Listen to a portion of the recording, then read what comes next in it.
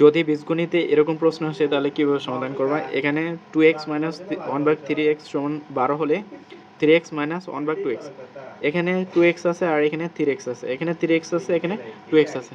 তাহলে এইটার মানটা কীভাবে বের করবা?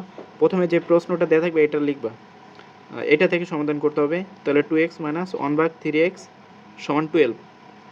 তাহলে এটাকে প্রথমে লসাগু করো এই পাশে। তাহলে এখানে লসাগু, এটার নিচে 1 আছে 3x, তাহলে এটা 3x হবে। তাহলে 1 দ্বারা 3x কে ভাগ দিলে 3x হবে, 3x এর সাথে 2x টা গুণ দিবা, তাহলে 6x আর x গুণ দিলে x স্কয়ার, তারপর মাইনাস 3x কাটা, তাহলে 1 হবে সমান 12।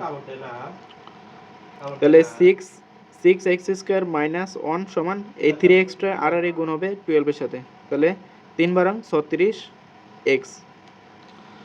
এখন দেখো এখানে 3x আছে আর এখানে 2x ছিল, আমাদের বানাইতে হবে 3x।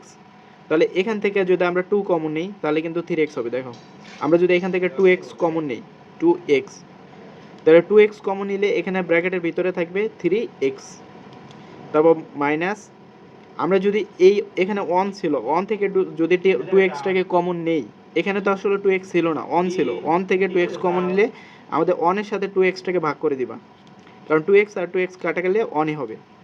2x দ্বারা যদি এটাকে গুণ দাও 1ই থাকবে সমান 36x।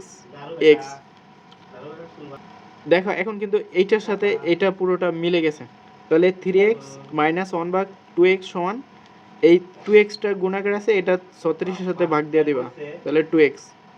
এখন কাটাকাটি করো, x কাটা আর 18 দুগুণে 36, তাহলে 18 সমান সমান উত্তর হবে 18।